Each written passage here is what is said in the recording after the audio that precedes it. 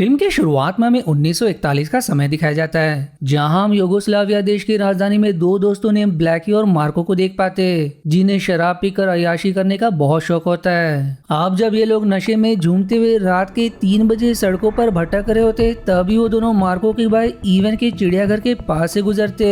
जिसके बाद जब ब्लैकी अपने घर पहुंचता है तो वहाँ उसकी पत्नी वेरा उस पर काफी गुस्सा होती है। वो ब्लैकी को अपने साथ अंदर ले जाने लगती है। तभी मार्को उसे बताता है कि आज से ब्लैकी भी उसकी कम्युनिस्ट पार्टी में शामिल हो गया है। जो बात सुनकर वो और भी ज्यादा भड़क जाती है, इसलिए वो मार्को पर टॉन्ट कसते हुए ब्लैकी से कहती है कि अगर उसने अपनी आदतें नहीं सुधारी तो वो भी मार्को की पत्नी की तरह उसे छोड़कर चली जाएगी। जो बात मार्को को काफी ज्यादा बुरी लगती है, इसलिए वो गुस्से में वहाँ से चला जाता है। अब अगली सुबह जब इवान अपने चिड़ियाघर के जानवरों का ख्याल रख रही होती है तो अचानक से उसके सभी जानवर इधर उधर भागने के साथ साथ शोर भी मचाने लगते हैं। जो देख पहले तो इवान को कुछ समझ नहीं आता, पर अगले ही पल वो देखता है कि आसमान में फाइटर प्लेन्स मंडरा रहे, जिनके जरिए बमबारी की जा रही है। अब जब वो बॉम्ब चिड़ियाघर पर गिरते तो इससे काफी सारे जानवर मारे जाते तो कई घायल हो जाते।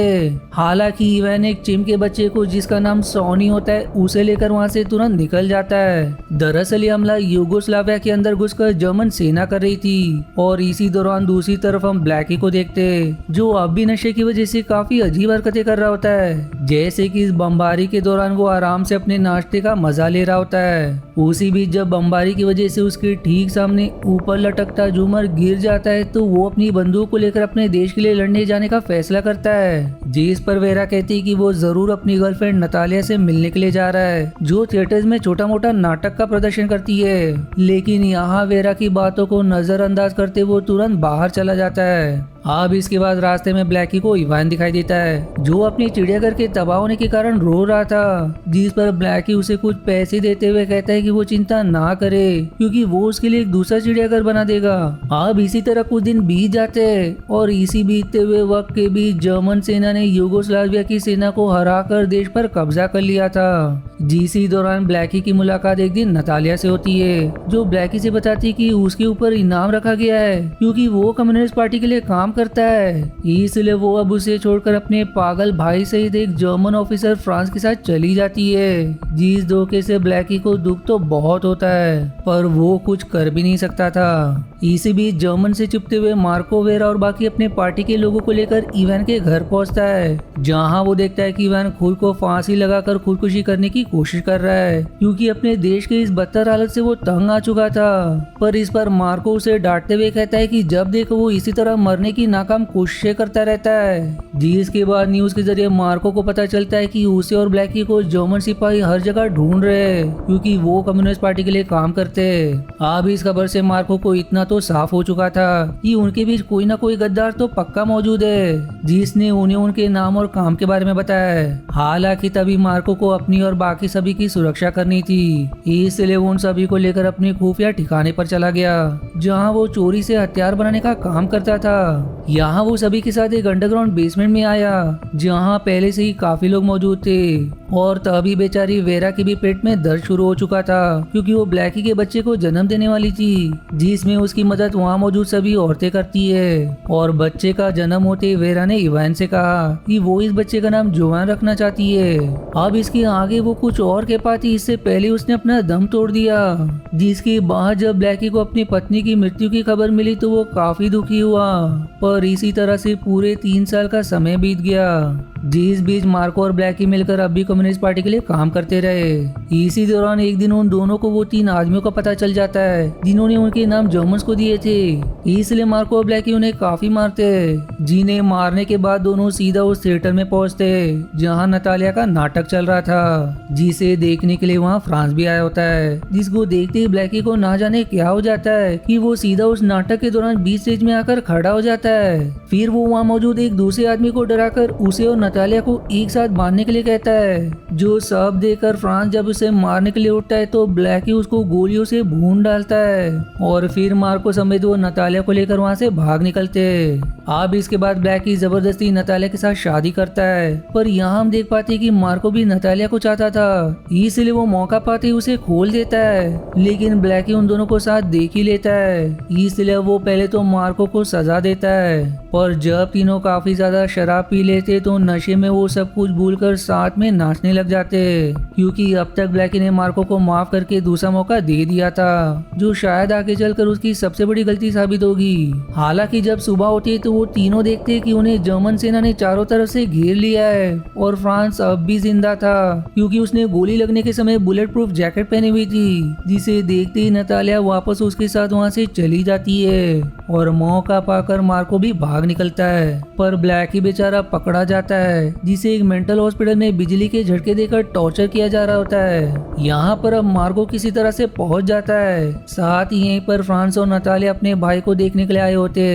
जिसी बीच मार्को डॉक्टर के भेष में वहाँ आकर सबसे पहले गला घोटकर फ्रांस की जान ले लेता है, जो देख नतालिया एक बार फिर से अपनी जान बचाने के लिए उसकी तरफ हो जाती है और फिर मार्को किसी तरह से ब्लैकी को ही आजाद करवाता है। लेकिन जिस बक्से में वो ब्लैकी को छिपाकर ले जा रहा होता है उसी में ग्रेनेड फटने के कारण वो काफी घायल हो जाता है। फिर भी किसी तरह से मार्को उसे और नतालिया को लेकर उसी बेसमेंट में पहुंच जाता है, जहां तुरंत इलाज ना मिलने की वजह से ब्लैकी कोमा में चला जाता है। और इसी चीज का फायदा उठाते हुए मार्को बिना देरी किए नतालिया के साथ शादी कर लेता है। साथ ही इस जंग की वजह से देश की हालत बद से बदतर हो चुके थे, लेकिन फिर रेड आर्मी ने बहुत ही मशक्कत से इस देश को जर्मन्स के चंगुल से आजाद करवाया, जिसमें मार्को भी शामिल था। इसी वजह से देश में उसके चर्चे होने लगे, क्योंकि वो उस वक्त के कम्युनिस्ट लीडर का खास था। हालांकि उसने सभी को बताया था कि उसके दोस्त ब्लैकी ने भी इस आजादी के लिए अपना बलिदान दिया था, जिस वजह से सभी ब्लैकी को भी एक स्वतंत्रता सेनानी की तरह मानने लगे थे। यहाँ तक कि मार्को ने उसका पुतला भी बनाया होता है। साथ ही ब्लैकी और मार्को के ऊपर एक फिल्म भी बनाई जा रही थी, लेकिन इसी दौरान हमें दिखाया जाता है कि ब्लैकी अब भी जिंदा है और वो पिछले 20 सालों से उसी बेसमेंट में अपने लोगों के साथ रह रहा है, क्योंकि ब्लैकी ने उन्हें बताया कि बाहर अब भी लड़ाई चल रही है। हालांकि ब्लैकी बाहर आकर इस लड़ाई में हिस्सा लेना चाहता था, पर मार्को ने उसे कहा था कि उनके पार्टी के लीडर ने अभी उसे यहाँ रहने का आदेश दिया है। इसके अलावा मार्को उन सभी से हथियार बनवाकर उन्हें बाहर अच्छे दामों में बेचने का काम भी करता था। साथ ही उसने बेसमेंट में एक स्पीकर लगाकर रखा था, जिसमें वो समय समय पर बमबारी होने की आवाजें बजाता रहता था, जिसे सुनते ही वहाँ मौजूद सभी लोग उनके बनाए टैंक के अंदर घुस जाते। अब ये सब मार्को ने इस तरह से किया था कि बेसमेंट में रहने वाले लोगों को ये 20 साल का वक्त सिर्फ 15 साल का ही लग रहा होता है। जहाँ मार्को हर रोज अपने दोस्त ब्लैकी को अपनी आंखों के सामने घुट घुट कर जीते हुए देखता है, जिस पर नतालिया उसे कहती कि हम दोनों जो भी कर रहे हैं उसके लिए उन्हें भगवान कभी माफ नहीं करेगा। पर इन सब बातों का मार्को पर कोई असर नहीं पड़ रहा होता, क्योंकि वो नतालिया के साथ अपनी इस जिंदगी में काफी खुश था। लेकिन अगर नतालिया के माने तो वो पिछले 20 साल से सिर्फ उसकी गुलामी कर रही है, जो बात सही भी थी, क्योंकि वो सिर्फ मार्को के हाथ की कठपुतली की तरह ही थी। वहीं दूसरी तरफ ब्लैकी का बेटा जोआन अब शादी के लिए हो चुका था, इसलिए उसकी शादी वहीं उसके साथ बड़ी होने वाली एक लड़की जेलेना से होने वाली थी। जिसी दौरान एक दिन जख्मी हालत में नतालिया ब्लैकी से आकर मिलती है और उससे कहती कि वो उससे बहुत प्यार करती है, जिससे हम समझ पाते कि ये सब मार्को का एक और प्लान है। हालांकि ब्लैकी को लगता है कि नतालिया की ये हालत जर्मन्स ने की होगी। वहीं अब जोआन और जेलेना की शादी में ब्लैकी की खुशी के लिए नतालिया और मार्को भी शामिल होते, जहां वो सब नशे में काफी ज्यादा मजे करते। जिस बीच हम देख पाते कि सोनी उस टैंक के अंदर जाकर बैठ जाती है और नशे में होने के कारण नतालिया मार्को को काफी बुरा भला कहती है, जो देख वो उसे अलग ले जाकर होश में लाने की कोशिश करता है और आखिरकार नतालिया भी मान जाती है। जिसी बीच अब उन दोनों को ऐसा देख ब्लैकी को लगता है कि मार्को ने उसके साथ फिर से धोखा किया है, इसलिए वो मार्को को काफी बुरा भला सुनाता है और उसको एक गन देते हुए कहता है कि वो उसे नहीं मार सकता, इसलिए अगर उसमें थोड़ी सी भी शर्म बाकी है तो वो खुद को गोली मार ले।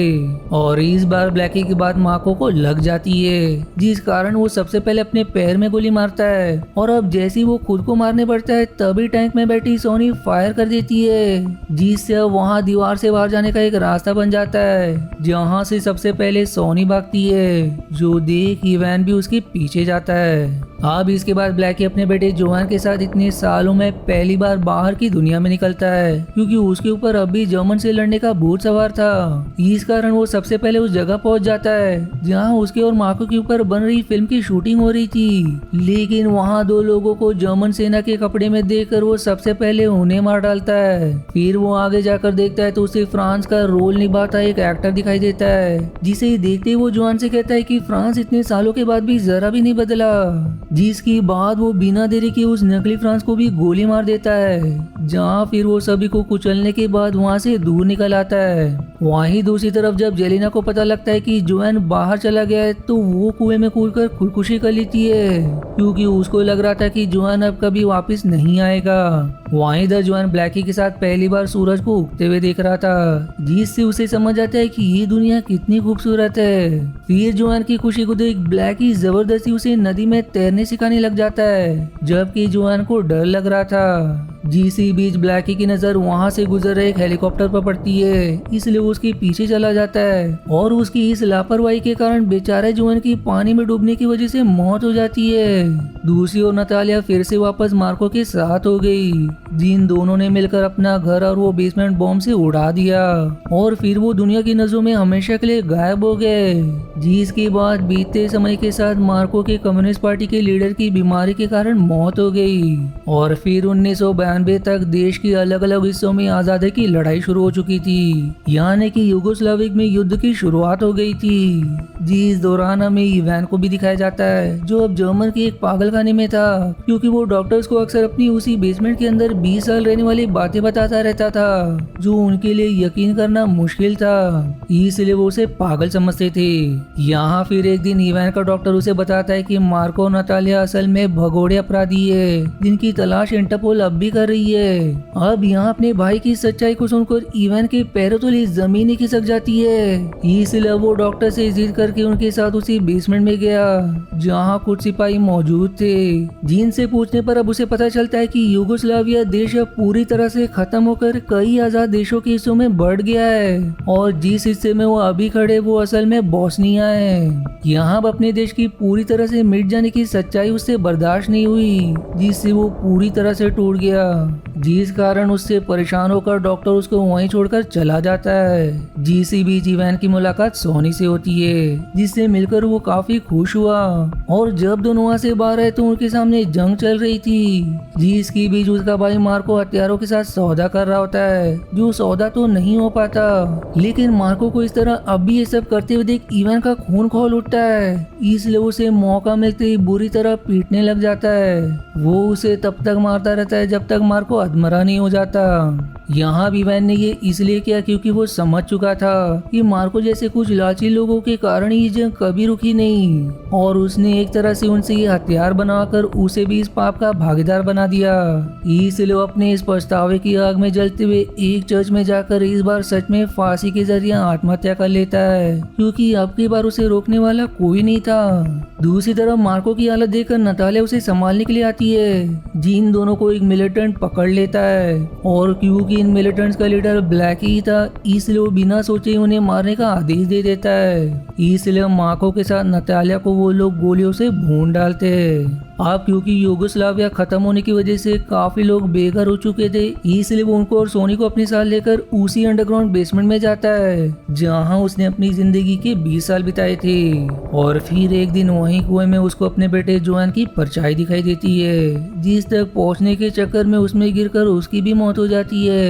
अब इसी के साथ हमें इस मूवी का आखिरी सीन दिखाया जाता है, जो किसी सपने की तरह होता है, जिसमें हम नतालिया, मार्को, ब्लैकी और इवान को बाकी सभी के साथ जोआन की शादी में देखते हैं, जिस दौरान इवान कहता है कि वो लोग आखिर उस जगह पहुंच ही गए जहां वो आराम से रह सकते और अपनी वाली पीढ़ी को बता सकते कि दुनिया में कभी यूगोस्लाविया नाम का भी एक देश मौजूद था। जिसे मिक्स फीलिंग के साथ ही मूवी यहीं समाप्त हो जाती है। दरअसल इस मूवी में हमें ब्लैकी और मार्को नाम के दो दोस्तों की कहानी के माध्यम से दूसरे विश्व युद्ध की शुरुआत से लेकर यूगोस्लाविया के युद्ध तक की कहानी दिखाई गई है। साथ ही हमें इसमें ये भी देखने को मिलता है कि कैसे एक इंसान अपने ही दोस्त, भाई और जानने वाले लोगों को युद्ध के चलते रहने का झांसा देकर एक अंडरग्राउंड बेसमेंट में पूरे 20 सालों तक रहने के लिए मजबूर कर देता है। जीसी के कारण उन दोनों का अंत कैसा हुआ वो तो हमने देख ही लिया।